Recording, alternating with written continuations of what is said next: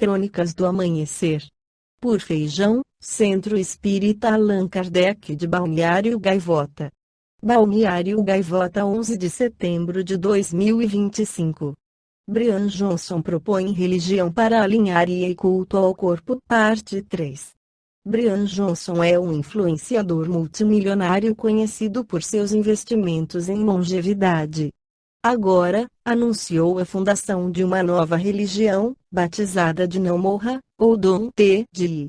Ele pretende redefinir a relação humana com o próprio corpo e alinhar, não os chakras, que isso é coisa antiga, mas a inteligência artificial com a preservação da existência humana. Johnson já investiu milhões em exames e rotinas de vida projetadas para reverter, não apenas retardar, reverter, o envelhecimento. Ele acredita, ou vende bem a crença, que a estrutura de uma religião é a forma mais eficaz para organizar os esforços humanos em um cenário como esse. Ele argumenta, sem muita cerimônia, que só a adesão religiosa tem peso ou poder para lidar com os desafios impostos pela IA. Então, vamos nos tornar cristãos, budistas ou muçulmanos? Vamos encarar a missão da Não Morra e garantir a sobrevivência corporal da espécie. Caso você tenha curiosidade, há um documentário, Netflix, sobre sua, digamos, jornada espiritual, chamado O Homem que Quer Viver para Sempre.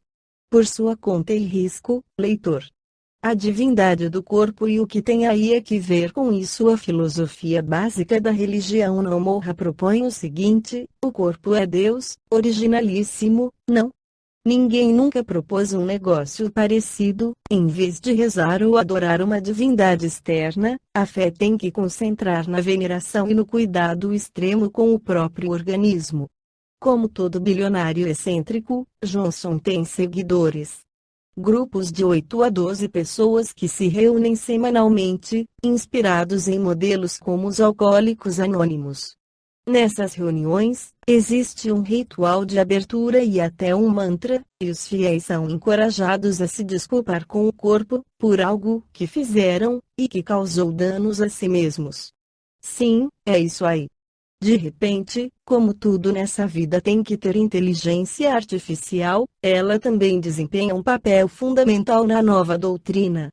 Johnson propõe que a IA será onipresente, e, ao invés de ser temida, deve ser impregnada com valores que priorizem a não morte de humanos, da própria IA ou do planeta. Ele prega que, ao fornecer grandes volumes de dados sobre seu próprio corpo a um algoritmo e alimentá-lo com atualizações científicas, a IA poderia tomar decisões de saúde superiores às de um médico ou da própria mente humana. Assim, ele próprio se entregou a um algoritmo, permitindo que ditasse sua rotina de alimentação, sono e exercícios. A meta é que Não Morra se torne a ideologia mais influente do mundo nos próximos 18 meses, oferecendo uma abordagem inclusiva que, segundo Jessica Angelou, pode até coexistir com outras crenças, como o cristianismo ou o islamismo. Convenhamos, antes prevenir do que remediar. Vai que Deus não usa ChatGPT. Na Revista Espírita de 1858, Allan Kardec complementa: dissemos que o verdadeiro objetivo das assembleias religiosas deve ser a comunhão de pensamentos, é que, com efeito, a palavra religião quer dizer laço.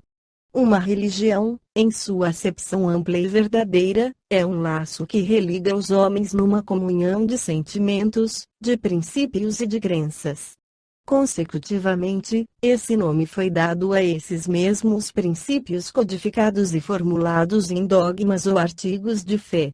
É neste sentido que se diz, a religião política. Entretanto, mesmo nesta acepção, a palavra religião não é sinônima de opinião, implica uma ideia particular, a de fé conscienciosa, eis porque se diz também, a fé política. Ora, os homens podem alistar-se, por interesse, num partido, sem ter fé nesse partido, e a prova é que o deixam sem escrúpulo, quando encontram seu interesse alhures, ao passo que aquele que o abraça por convicção é inabalável, ele persiste à custa dos maiores sacrifícios, e a abnegação dos interesses pessoais é a verdadeira pedra de toque da fé sincera. Contudo, se a renúncia a uma opinião, motivada pelo interesse, é um ato de desprezível covardia, é respeitável, ao contrário, quando fruto do reconhecimento do erro em que se estava, é então um ato de abnegação e de bom senso. Há mais coragem e grandeza em reconhecermos abertamente que nos enganamos, do que persistirmos, por amor próprio, no que sabemos ser falso, e para não darmos um desmentido a nós mesmos, o que acusa mais teimosia do que firmeza, mais orgulho do que bom senso, mais fraqueza do que força. É mais ainda, é hipocrisia, porque queremos parecer o que não somos, além disso é uma ação porque é encorajar o erro por nosso próprio exemplo.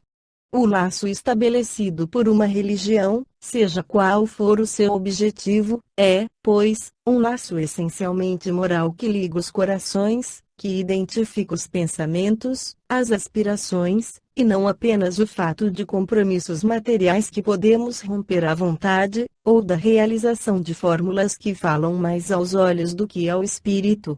O efeito desse laço moral é o de estabelecer entre as pessoas que ele une, como consequência da comunhão de vistas e de sentimentos, a fraternidade e solidariedade, a indulgência e a benevolência mútuas. É nesse sentido que também se diz, a religião da amizade, a religião da família. Se assim é, perguntarão, então o Espiritismo é uma religião? Ora, sim, sem dúvida, senhores, no sentido filosófico, o Espiritismo é uma religião, e nós nos glorificamos por isto, porque é a doutrina que funda os laços da fraternidade e da comunhão de pensamentos, não sobre uma simples convenção, mas sobre as mais sólidas bases, as próprias leis da natureza. Por que, então, temos declarado que o Espiritismo não é uma religião? Porque não há uma palavra para exprimir cada ideia, e porque, na opinião geral, a palavra religião é inseparável da ideia de culto, porque ela desperta exclusivamente uma ideia de forma, que o Espiritismo não tem.